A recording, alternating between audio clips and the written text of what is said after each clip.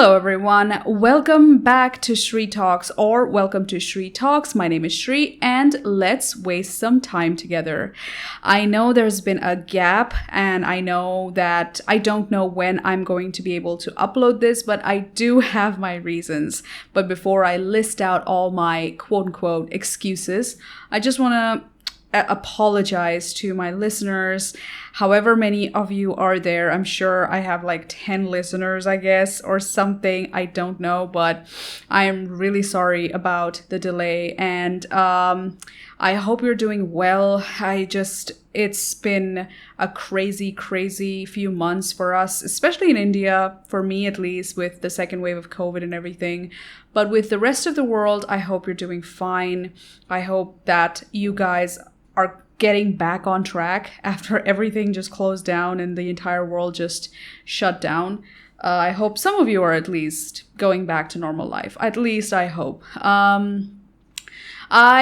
This is going to be a short one because I don't want to bore my listeners after coming back after so long, and just letting it be known that this episode will also be uploaded to YouTube on a channel named Shree Talks, of course. So if you're not on any other platform, you can also watch it on YouTube. But at the same time, I'm also on Spotify. I'm probably on Castbox, Pocket Casts, Anchor, and all of those things.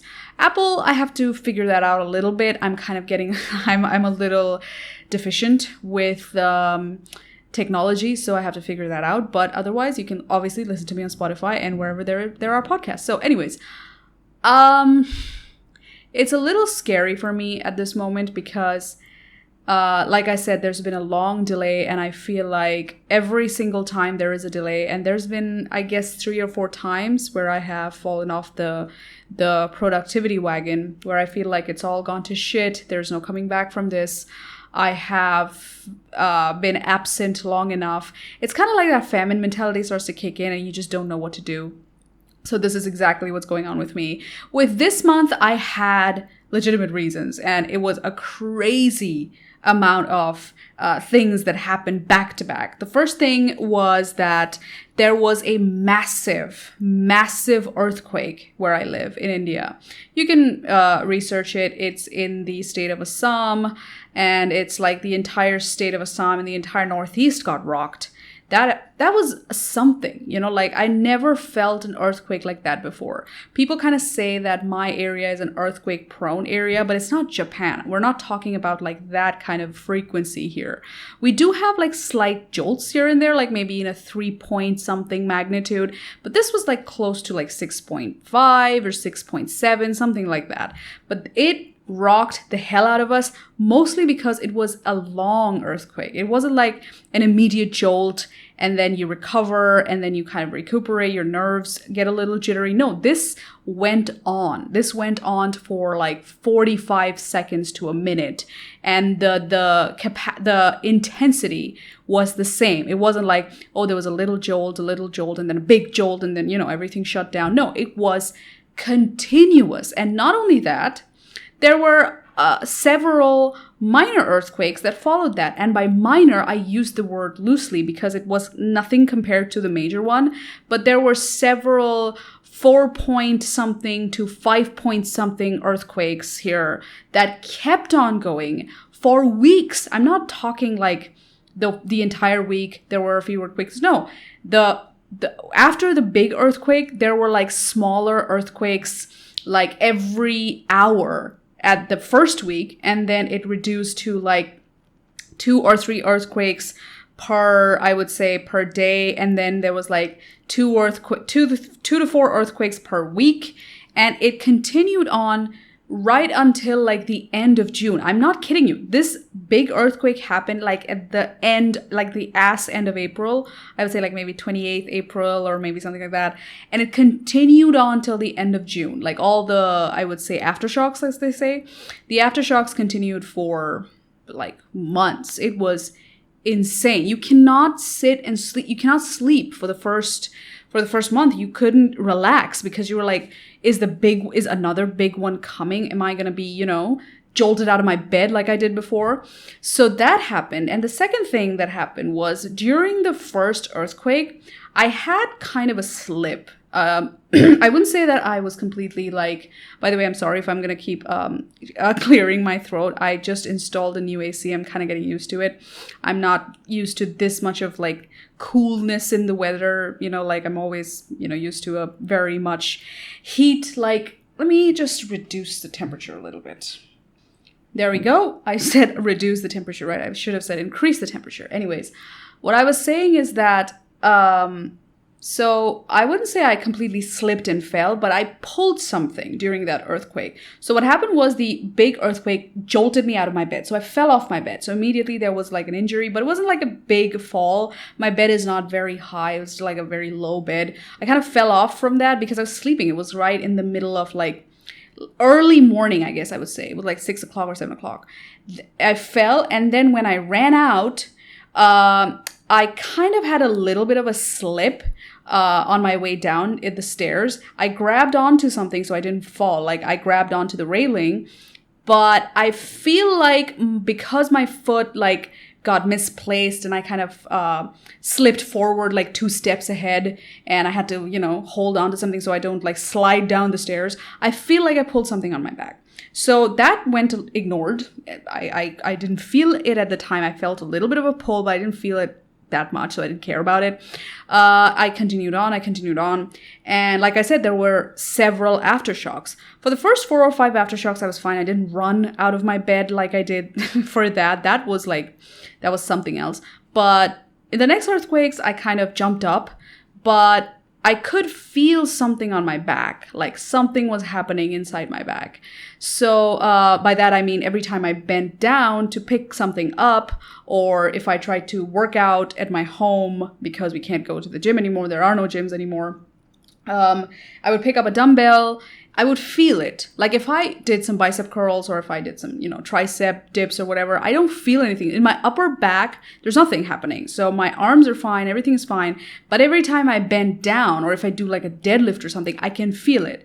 So I kind of ignored that, and I shouldn't have, because after like a few aftershocks, there was one major aftershock. In the middle of June, I think it was one major aftershock. And I was like I was chilling in my bed and I was just, I don't know, watching some garbage. I was watching probably like that. I don't know what. Anyways, but I was watching Loki, I think, maybe. I don't know. But I jumped up because there was another aftershock. And this time, I really targeted whatever was going on behind my back. Like, whatever I fucked during the first earthquake flared up at this jolt, at this jump. And boy, did that... I could not straighten my back. I could not stand up straight. I bent down and I felt like I had a fucking kidney stone or something. I didn't have a kidney stone, but it felt like I got stabbed in the back. The pain was horrendous. I didn't know what I pulled. And it was just like, I didn't know whether it was a muscle spasm or whether I was like going through like a herniated disc, a slipped disc. I don't know what it was. It was just crazy pain. It was crazy pain. Anyways, I will make a video on this on my main channel, Shree Nation. If you aren't subscribed, please do. I make content about movies and television shows and content creators, and of course, personal stories like mine, like this one. I'm definitely going to talk about this in detail, but I'm just giving you the gist. The feeling was insane. I never felt pain like this. So I kind of fell, and that night was horrendous. I could not sleep because the back pain was intense. It would not let me sleep in one position. I was sleeping in a fetus position for the first time in my life. I'm someone who I would stretch myself all across the bed. I never sleep in curled position. I never curl. I never hug. I never curl. I'm just flat like a corpse in a morgue. That's how I sleep. I could not do that. I slept in a fetus position for the first time. I was super uncomfortable. Probably slept for 3 hours for the next 3 days. I could not straighten my back. I don't know what was going on. And it was just so crazy. I had to research it because I didn't want to go to the hospital because I just didn't want to, I don't know. I felt fear because in India, like I said, there was this insane COVID wave going on, the second wave. And I'm going to talk about that a little bit right now. right after this, but I just didn't want to contract anything, like that's what I'm saying, from the person sitting next to me. So I didn't, but I researched my symptoms. I didn't feel pain down my legs. So that means that it's probably not a herniated disc. I hope not. But it did go down to like my thighs and stuff. So I was kind of scared. So I kind of researched and I, did all the physiotherapy I could find. I did, lots of like hot bags and cold packs and all that stuff. I feel fine now, but it still hurts when I bend a little bit. So I kind of have to schedule an appointment. So that's something that I deal with. The worst part of that back pain is that I could not sit down. So every time I sat down, my ass bone would hurt. My tailbone would hurt. I think it's called a coccyx or whatever. That's a word. I learned it for the first time. My coccyx would hurt, and it was insane. I researched what to do about it, and they said you should sit on a donut. I never thought that I'd have 80-year-old problems in my 20-something-year-old life, and it's like, okay, I'll buy the ass donut. So I ordered all the shit I need from Amazon, including a back brace, an orthopedic cushion for my back. For my ass, I found a good donut chair that doesn't look like a donut, but it has a hole for my coccyx to relax. So that was a long thing. But the problem was, because I couldn't sit down, I couldn't record a podcast, I couldn't make a video, I couldn't write anything, I couldn't do anything. I couldn't do anything I liked. And everything I do has to do with sitting down. It's probably one of the reasons why I had this problem, because I'm not very active, and I also have a bit of a weight problem, so I guess that added to it. But the third and final bullshit that happened this month was just, like I said, this COVID wave that came in India hit us like a motherfucker, because when it first happened, it hit parts of like Wuhan and China and all that. And then it went to Italy and it wreaked havoc in Italy. Really, really sad. And then it went to New York and all these other places in the United States. And it seemed to calm down a little bit. In India, there were cases, but it wasn't like insane. And then the second wave hit, which happened next year, like in 2021 instead of 2020 when it was at this peak. I was used to looking at COVID deaths as statistics. I would look at it, and I'd go like, oh, X amount of people died, X amount of people survived, and this is the rate of whatever it is called, mortality rate or whatever, and you just look at it and you're like, okay, fine, it's a number. Never did I think that it would turn into people I knew. Never did I think that it would turn into the names that I would call, the people I would always meet. By that I mean I lost 2 uncles back to back because of this wave. And I didn't have enough time to cope, is what I'm trying to say. It happened right at the time, I think at the end of May, when I was still still shaken up from the earthquake and everything else. Also dealing with some other stuff, but this was just when I heard that my first uncle died, this person was someone that I would say I was not completely close to, but he was a good person. Every time I met him, he was all smiles. He's a sweet guy, never disrespectful to anyone, treated everyone the same, really, really nice person.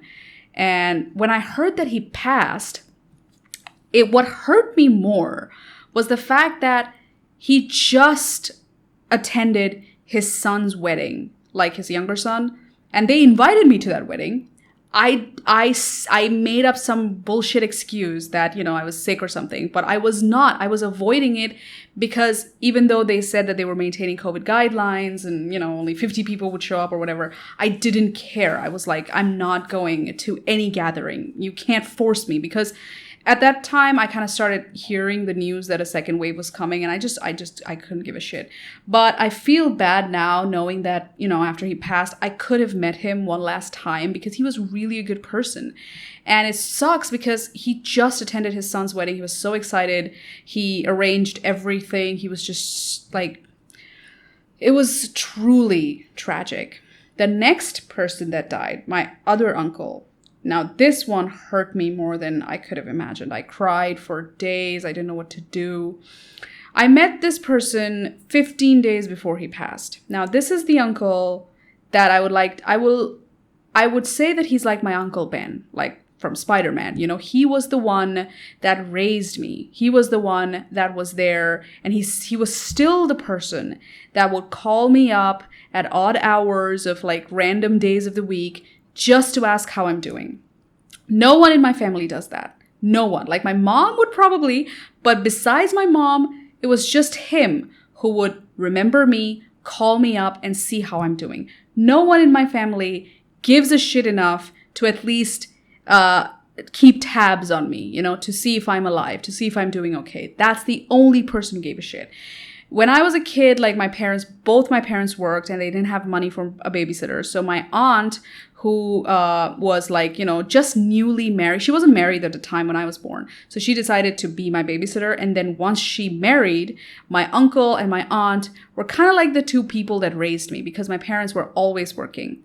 And my father, when he had cancer, you know, like I was like 12 years old at the time, they were the ones that stepped up and took care of me because my house was just in an entire mess, you know, because like he was just not doing well with the news and the therapy and everything. So they stepped in. They raised me. They raised me till I was like 14, 15 years old. And then, you know, like I had a better relationship with them than my own mother. Like I had to build my relationship with my mother after I became a teenager. Like, you know, I would meet my mom like at nighttime and they would be, you know, tired and sleeping. They would be tired and passed out. We didn't have much of a relationship. But my uncle and I, we had this amazing relationship. And it hurt me so much to hear that he passed. And he passed away alone in some fucking COVID chamber. And it just breaks my heart that there was no one there. And not only that, I heard some bullshit. I can't confirm it, but I heard some bullshit that he had a backpack full of stuff like chargers and maybe a little bit of money, a phone, this and that, some clothes. Someone stole that from his bedside when he was asleep. When he woke up, he couldn't find his bag. So maybe some like staff or other patients that were there, someone from somewhere, or maybe like the janitor, I don't know. Someone stole a sick man's backpack. Who does that? What kind of an insane person do you have to be to steal from someone who's suffering from COVID? Like, Jesus, like that was something that really, really broke my heart. He didn't even have a phone to call anyone. And the stupid part was that I was going to get my vaccine that day when I believe my cousin called my mom, and I was taking the vaccine at the vaccine center, and my mom was on the phone with him. I couldn't hear anything. So I went, I took my vaccine, I came back to the car, and my mom told me in the car that my uncle passed away right as I got the shot. And oh my God, that was like such a tragic that was the worst day of my life in this year. That was the worst fucking day. The next few days after that were also garbage. There was no way I could work. There was no way I could make videos. There was no way I could do anything. It was just so, and it was my birthday month. So I was just like, fuck birthdays, man. Like I didn't celebrate my birthday at all this month. And in June, it took me the entirety of June to recover from all of that. And yeah, that's where I am right now. I have a lot of like content planned. I am very much like ahead in my novel that I'm writing. I have my entire first draft is done. I just have to, you know, edit it and polish it a little bit, research the locations and languages and everything, surroundings and stuff. So everything is just, the machine is still running. I'm just the one that's stopped. I'm just the one that's just sitting in the car not doing anything. So I hope that I can bounce back. I'm recording this so I would call this the first step to recovery from whatever the fuck that was, like the past 2 months were. I just really hope that like I can bounce back into productivity, because my biggest challenge was my laziness, but this time it's not laziness. It's just, I feel like a sense of emptiness inside after everything that happened, but I'm just fighting that every single day. And a few fears have settled in my mind while I was, absent, not doing anything. When you sit down and you contemplate your fucking life and everything is burning around you, you think about the worst fucking shit. And this time I was just thinking about, like, I don't know where everything is going. I don't know where this podcast is going. I don't know where my YouTube is going. I don't know if I'm ever going to succeed as a novelist, as a writer. I don't know, there's no guarantee of success. And so I was scared. The thing is that these thoughts never used to pop up before when I actually was doing the task, because writing has been my long-time passion. I do it when I'm bored. I do it when I'm scared. I do it when I'm like, when I want some entertainment. I do it because it's like playtime for me. So I never think about whether or not I will make it as a writer, but when can I write? Because it's it's fun time for me. And making videos is like a new passion, because I didn't have a lot to do during COVID. So I started this YouTube channel and I just have some fun with it, like so much fun with it. And now I'm worried about like how much success I'm going to get. Like, it is a part of the journey, but it never occurred in my mind. Or my only thought before was like, what am I going to make today? What's next? So that was like the thing that I would go. And now I'm stuck with these kind of dark thoughts. And I just have to bring my mind back to this, like the main point, which is just like, for me, telling a story like this, like how I'm doing right now about my story or someone else's story or a fictional story, something about the process of telling a story makes me happy. And we gotta do what brings us happiness. We have to focus on that.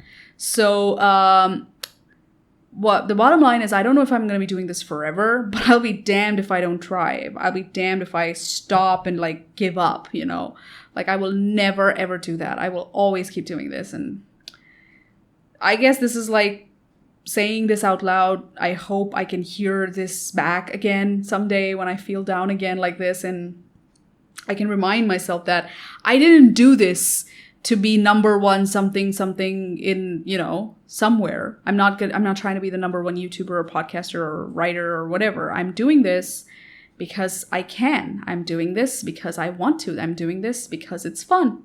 And I hope I don't forget that. And I hope you don't forget that either, no matter what kind of distractions you're dealing with, no matter what kind of like problems are occurring in your life, left and right. It may feel overwhelming. You may feel like you want to give up, but just don't.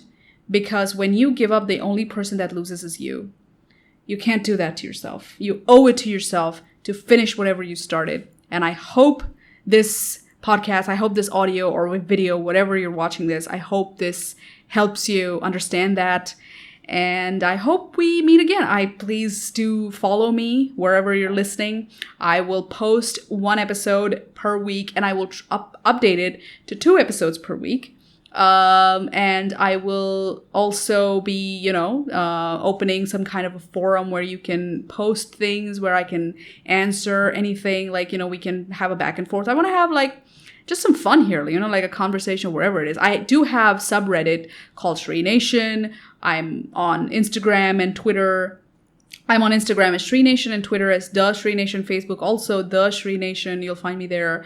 So if you want to reach out to me, you can always find me there. And of course, I would say next week, I hope to see you there again. So thank you so much for listening. And I hope I didn't waste your time. See you next week.